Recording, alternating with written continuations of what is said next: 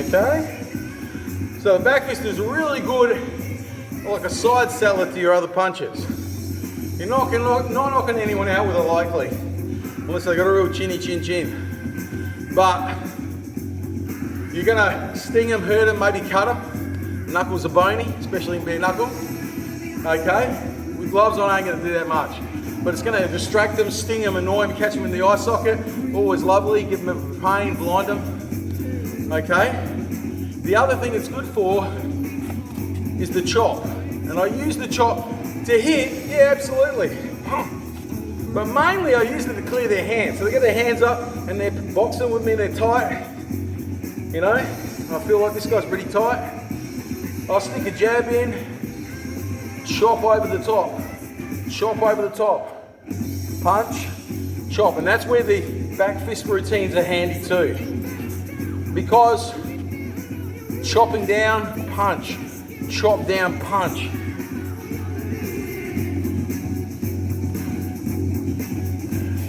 Break the hands down, punch. Break the hands down, punch. Chop, break the hands down, punch. So I'm trying to clear his defense while I'm doing it.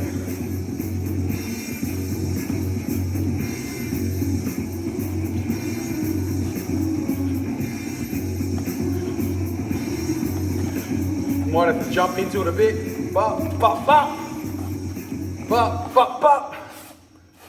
Bop, bop, bop. Drag those hands down. Bop, bop, bop. So these are elements that have been taken out of boxing, but were there. Less than 100 years ago they were there and they were highly effective. But they're components of grappling and trapping that exist in MMA, or did, and exist in all fighting. But were taken out for more of a smooth flowing boxing. They wanted that, you know, Marcus of Queensbury facet to it. And in my opinion, they fucked it up because being really good on the medium to outside doesn't mean you can't have that good trapping game, inner striking game, which seems to be quite narrow. Very good, but narrow within traditional boxing. All right, hammer fist. One of my favorites. Useless for attacking people with on the feet. Too slow. Way too slow. Can't be done, except one way. You can throw it like a back fist, but it's still not quite as fast for some reason. As soon as you turn it over, you're engaging the tricep a bit more. That's just a little bit faster than, I can't throw the hammer fist as fast. I can't, and they telegraph that rotation just doesn't come around as quickly. Okay, but what they do, hammer fist. Okay, latch, hammer fist. If you want to break a posture down, boom. You can use it to break down the posture across the neck, boom. Before you go for a choke, anaconda, seatbelt, whatever, okay? But in most cases, that's the best strike for it. Boom. So punch, punch, boom. You can do it from the rear too. Boom, boom, boom, boom, boom. So do it with me. Then we'll free flow it afterwards.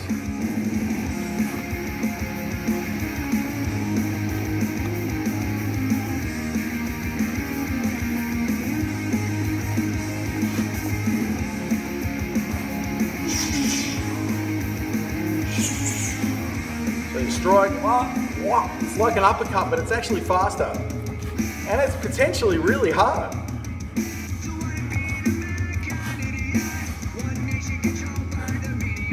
It's kind of similar to Anderson Silva's famous upward rising elbow, but use the fist.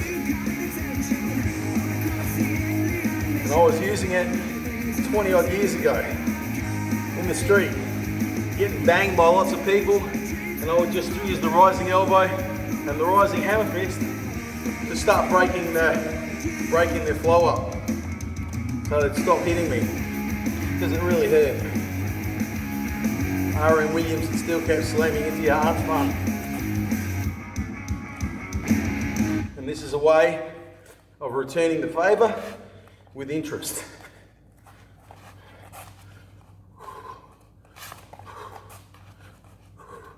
You can come through as well. With your rear hand, you can turn your rear hand into a front hand, depends on the range. If they're right in front of you, wouldn't bother.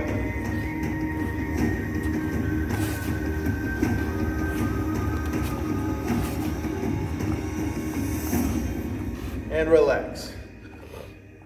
How much time are we on? Once again, time flies out, flies away with me. Okay, so that's where we got up to last time, and then we went to the uppercuts, which we've already done. So I'm not going to go through the uppercuts again. Okay, they follow the same principles. I'm doing a rising hammer fist, coming up on my toes, stand back a little bit.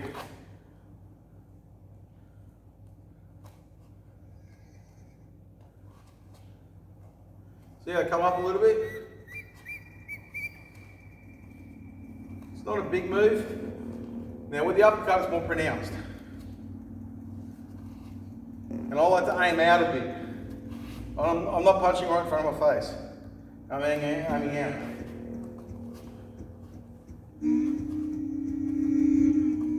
That's a much more realistic. If you can aim with good power and timing out there, then in close it's going to be a piece of piss. Rotation through the hip. Right, I know I said I wouldn't do this, but I'll do it for you. Rotation through the hip. Rotation through the hip. One hand always on the jaw as you come back.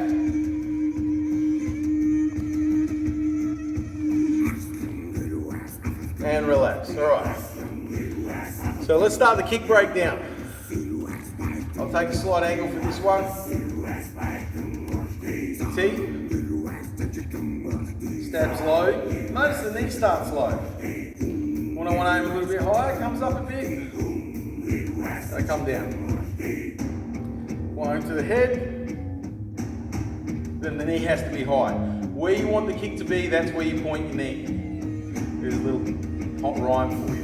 Where you want the kick to be, that's where you point your knee. So, leg, low body, face. Leg, this is just that front leg now. Low body, face.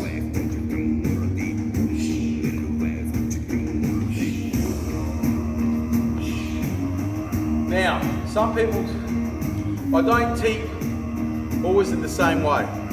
My front kicks and my teeps are kind of blended together.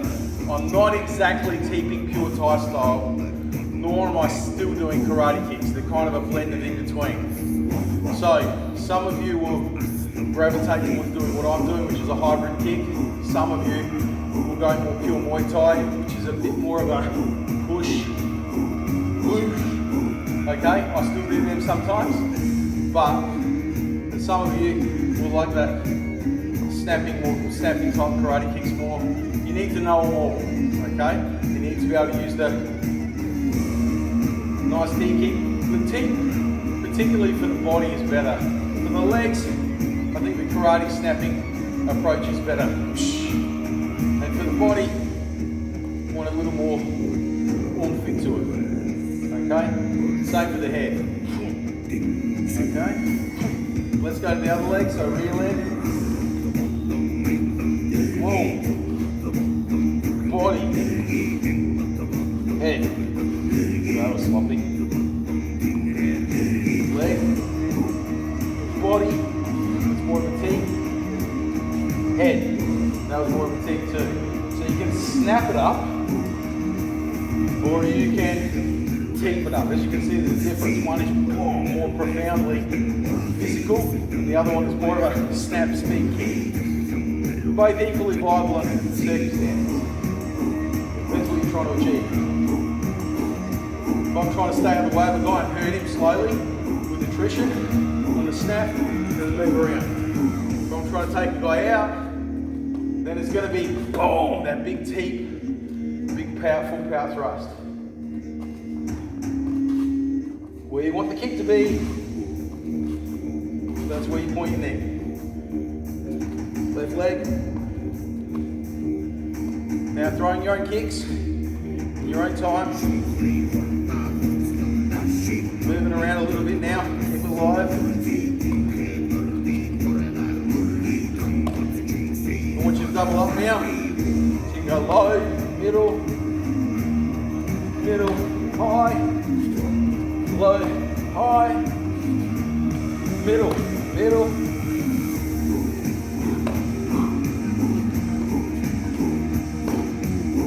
middle, low, low, low.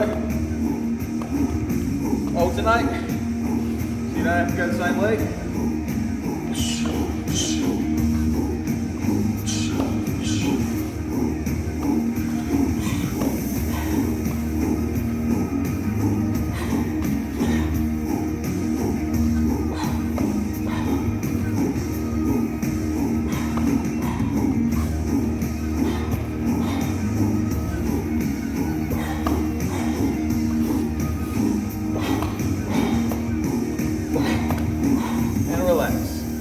All right.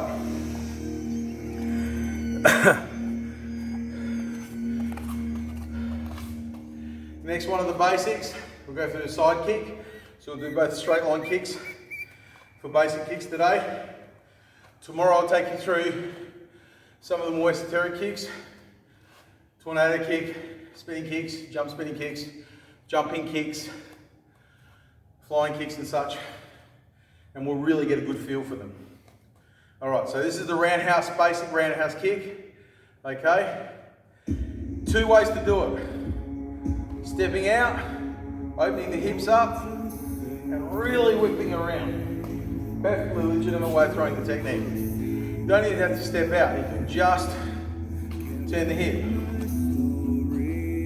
Now, when I want to kick the head, or stab into the body with the ball of my foot, which is called the Tai Teep kick, or karate, the front roundhouse kick. Like so. Anyone who sparred with Tommy, you've filled a few of those. If you've sparred with me or Tommy, you've copped these, okay? Warm, except I'm nice. I'll pull them. He won't pull them as much, all right? And you go to the head. So the knee comes straight forward. So if I'm kicking to the head, especially to the head, I'm not gonna come around quite as much as I would, let's say, chopping the leg, okay? So 2 different ways of kicking. One is for power, one is for getting it there quick as possible. So if I kick the leg, knee straight forward, bang, that's I call it a hack kick, because you're hacking away, it's not a full chop, okay? Then there's a chop, comes around a little more. Still comes forward as much as we can, but there's more circle to it. Less oval, more circle. But a hack, boom, can be withdrawn almost straight away. You don't even have to put your hand down, your leg down. Whereas the chop, much harder. Takes a lot longer to bring back. Okay, same leg. Hack, hacks, knee comes up straight forward, boom. To the body, boom. Boom, to the body, straight to the head, boom. Ball of the foot, front roundhouse to the body, boom. Boom. Boom. Okay, that's with the knee forward. If I want to chop, it's going to come around a little bit more. The circle comes around a little bit more. Round more. If we're going for a hack, straight forward. Straight forward, rotation at the end. Straight forward rotation at the end. Not as hard, unless you're going for the head, which yes, it is as hard. I would argue it might even be harder. Boom! That's a very hard kick, because that has time to get up to speed and throw straight up and over. Throw straight up and over. Let's go, boom! Hack, hack, hack, snap it, bring it back, snap, get your hands up. Hack, just to the legs. Hack it to the legs. So there's almost no circle in it. Just hacking away.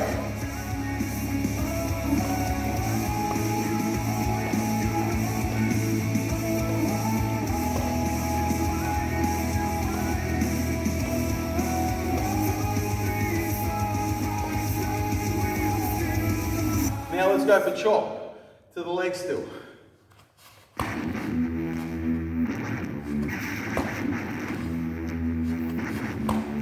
Still not trying to make it too big. bringing their hip right around. Tends to make a slightly bigger circle. It's a little slower, a little more committed. But it does more damage when it hits. But also, as you can notice, it leaves you more exposed for longer.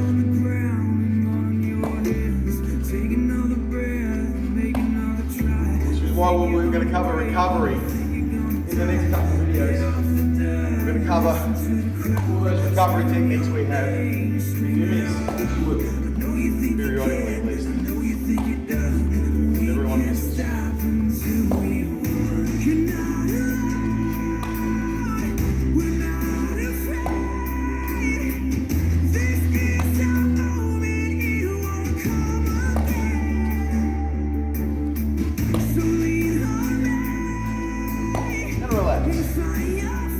Next one. Woo. That's 50 minutes already. Feels like about 15 to me. It's weird. All right. That's right. I said I was going to do side kick and I ended up doing roundhouse kick. Somebody was screaming at me. You said fucking side kick. I was ready for the side kick. I'm giving you all high pitched voices. I don't know why. Go. So from here, knee up, out. Now, the traditional way of teaching this, knee up, out. I like to bring the knee up as I kick. Okay? That's the advanced kick. You don't see guys go chamber it very often. It'll happen now and then for specific circumstances where they're setting up a trick with a hook. But unless they're doing that, they're most likely to simply bring it straight out. So it comes straight out. Straight out. Not, that takes too long, you're telling the guy it's coming. So from here, just try to bring it up slightly and out. Has the same power, but more speed.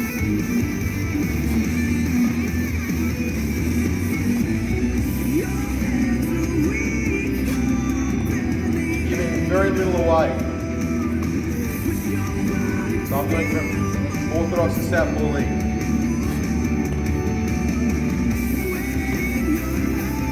Make sure you bring it back. None of this. Okay, lazy bitch, don't do it. Alright, from here, control it. We're ready to move wherever you need to. If you can't do that, try harder, practice. Slow it down. Less commitment until you can. As you can see, the less you chamber it, the less you go, the easier it is to land it. The harder it is for the other guy to see coming.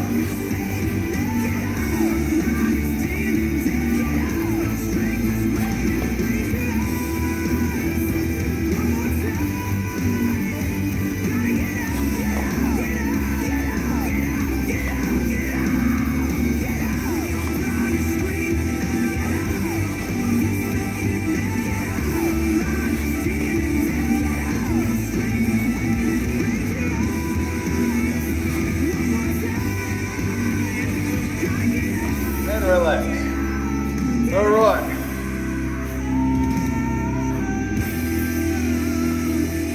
Oblique kick for our last of our basic kicks. So it's front, roundhouse kick, side kick, oblique and back kick. So we'll work on them now.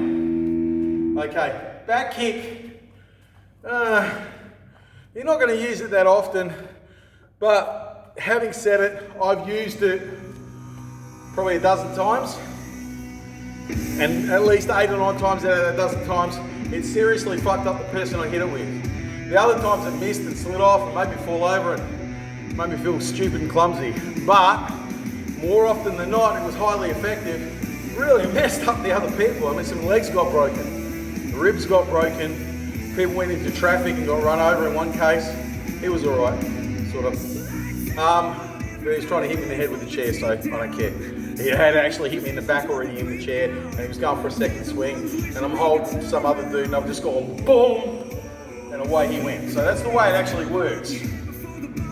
raise the knee slightly, and then you lean forward, providing a counterweight to your leg. So all this weight's coming forward. Anyone seen the trebuchet? The trebuchet is the ultimate ballistic siege weapon from the medieval times, before we got cannons.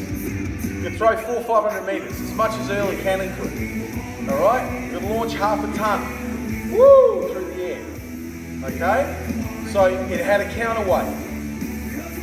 So they would drop this counterweight, which was attached to a pulley, which would throw the arm up. So it wasn't like a mangonel or a catapult, it used a counterweight. That's what you are at this kick. Counterweight. And it's actually driving forward that adds extra power to the back. I could probably kick as hard this way as any other way. Okay? It's a really, really easy kick to get powerful with. Because all you've got to do is get the counterweight, which is your front body, right. Okay? If you can, look over your shoulder. But quite frankly, it's mainly for when you can't really see. You know he's right behind you because he's hitting you or grabbing you, and you want to stamp down on that leg. You're going to stamp down on that leg. Strangely enough, someone's in front of you. Boom! Headbutt, kick him at the same time. At the very least, push him. Use the counterweight. Push him off while you smash the other guy from behind. Okay? Body's good, but leg is better. But leg, low percentage. I've only hit 3 times with the leg. And I've aimed at it more times than that, quite a few. And I've slid off or missed. The 3 times I hit though, snappy, bones sticking out, horrible, screaming, yelling, it's done. So that's why I like the leg, because that will fuck most legs up completely. To the body it's lovely too. You catch them solid, they're sucking air for a while, I don't care who they are. I've hit national champions, world champions, international level fighters in the guts with these spinning back kicks, and they stay hit. They're taking a knee, and I've been in the same position. All right, so that back kick's ferocious. But last but not least, oblique kick. Same thing, less damage. Can't break a leg as easily with this. But you can stop someone, you can jam someone up. If you hurt their knee, if you hyperextend their knee, that's beautiful. But the main job is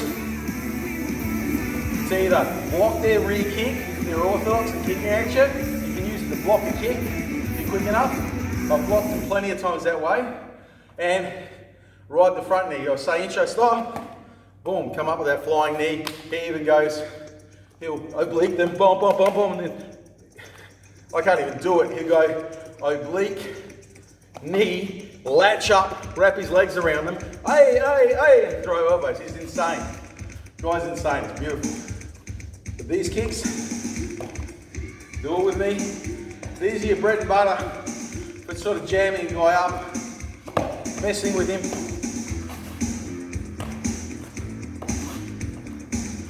Knees come straight after really well, they're the right range, or low kicks.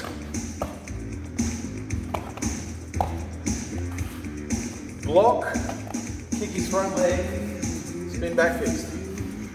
Block, kick his front leg.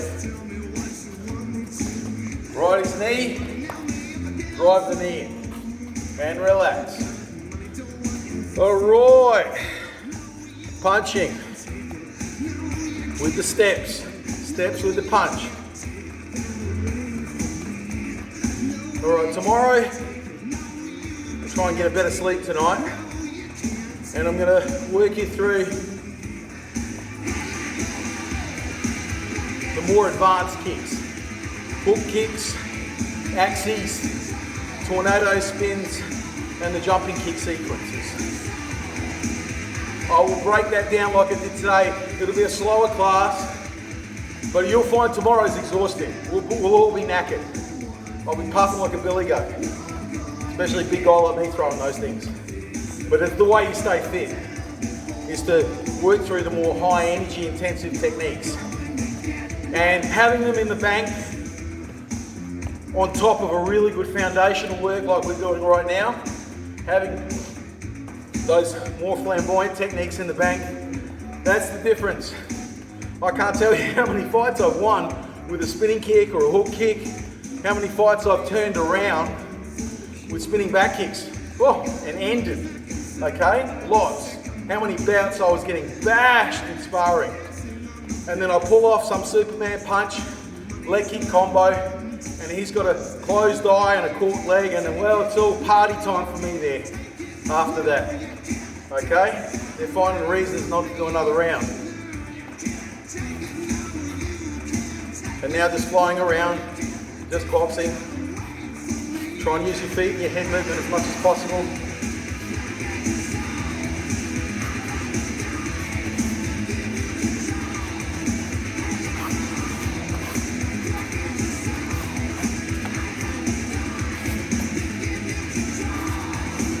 Come on, move around, don't be lazy. Keep it light, but flowing. Don't go over, don't be all jerky, ugly. Smooth and flowing. Smooth is speed.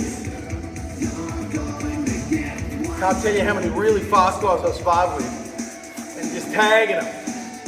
And they don't understand, they go, I don't understand, I'm really quick, but I can't hit you and you hit me easy without even, you're not even going that fast. I'm going, no, I'm not.